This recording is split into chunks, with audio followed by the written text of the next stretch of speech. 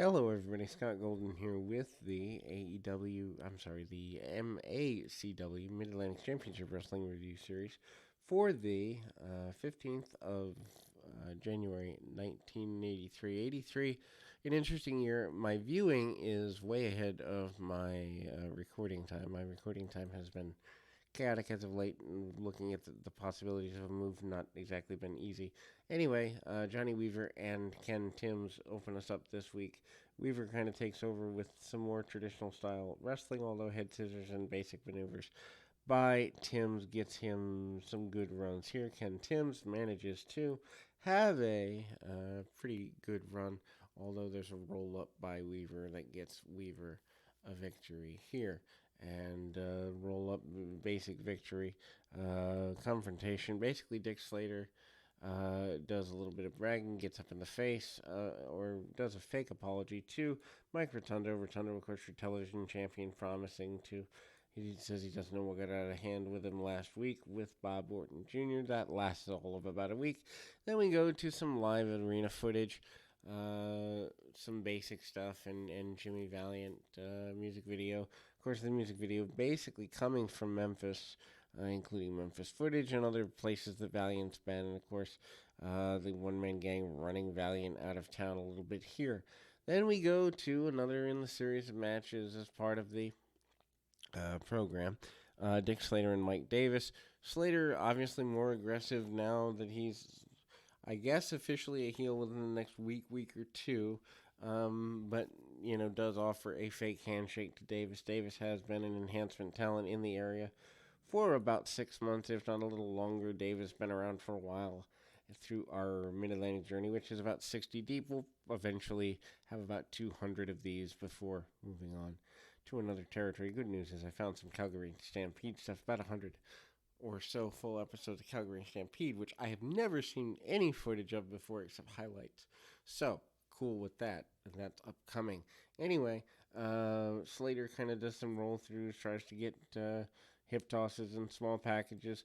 Good back and forth by both men. Slater gets a little more aggressive as the match goes on, a bit embarrassed perhaps by his inability to take care of Mike Davis quickly, as Davis is, in fact, enhancement talent.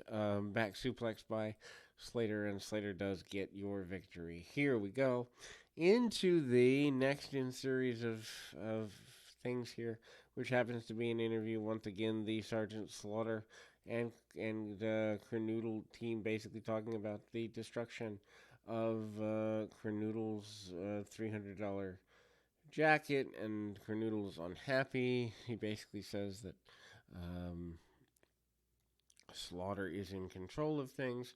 Slaughter then goes into a Slaughter and Canoodle actually go into a tag match here together, and Canoodle and Slaughter versus Valentino and Tommy Gilbert. And again, Canoodle obviously has been with Slaughter, part of Slaughter's army, for lack of a better term, for quite a while. Valentino, not a challenge by any stretch of the imagination. They double team Gilbert a good bit as well. Tommy Gilbert obviously having some challenges in this area. They hang on to the armbar, and Slaughter continues to be in control the majority of the time, using a gut wrench, gut buster along the way as well. Slaughter actually in for more time than Canoodle by far in the match, but again, Slaughter, your bigger star, your former U.S. champion, Mid-Atlantic champion, and the like, and so gonna kind of have that where Slaughter has taken over. Of course, Slaughter at this point about 10 years into the sport, and kind of getting to that level where he's just in complete control, cranking down on chin locks and other basic maneuvers, and kind of using his weight to ride out. The tag team champions obviously are successful in this endeavor. The body slam challenge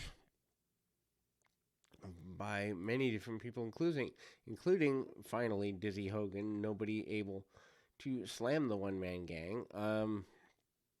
Then we go to Dory Funk Jr., who talks about money. He talks about wanting to challenge the Briscoes, talks about wanting to challenge just about anybody and be in control, talks about wrestling being a major money venture here. There is an alliance between the House of Humperdinck and guys like Greg Valentine. Valentine talks about Piper, talks about Flair, talks about anybody that can get him some attention. Jim Nelson and Bill White and let's see, Nelson, White, and Harris versus Valiant, Rotundo, and Orton. Interesting six-man match here, although it really doesn't do a heck of a lot. Of course, Jimmy Valiant not here for too much longer.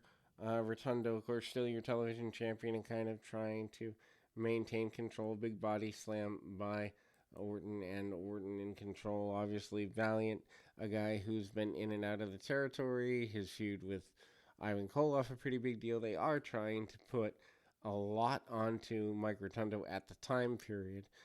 Jimmy Valiant coming in and, punch kick, basic stuff. Bob Orton, probably the most athletic babyface in the match. Big drop kick in the middle of the contest there for him. And kind of, they cut the ring off on Rotundo.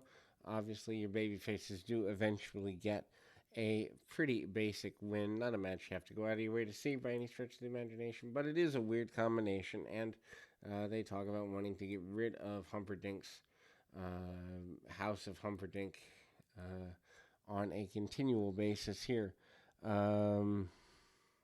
Sweet Brown Sugar and Jerry Briscoe versus Dory Funk Jr. and Red Dog Lane. Interesting there. Obviously, with the history between Funk and Briscoe. Funk and Briscoe are the more intense members of the match. And, of course, Funk takes Briscoe down, tries to get on him a little bit, tossed to the outside, and Briscoe gets run into the shots on the outside with the brawling from Humperdinck, among other things. Sweet Brown Sugar, not exactly the guy that everybody wants him to be in terms of just levels of aggression or anything like that, but at the same time, kind of a good run there as we kind of get, some tie-ups and other such things there. Hard shots along the way, and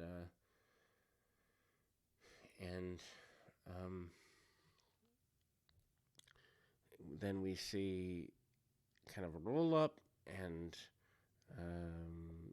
almost a pin by Jack Briscoe in the middle of the ring, and Funk rolls back up. Of course, they have the NWA Championship history between the two of them, which was back when the title meant a whole bunch more than it does now. Sweet Brown Sugar takes over on Red Dog Lane. Lane, certainly not a guy that should be treated with the level of, I guess you'd say, regard and respect as he is now. Again, a promo between Youngblood and Steamboat, and they're kind of talking about wanting to get at Canoodle and Slaughter, and that, again, runs all the way through the end of the year. Bob Orton Jr. talks about some of the weird tandems and getting rid of Humperdinck's army, and ultimately then we close the program. We'll be back with more right after this.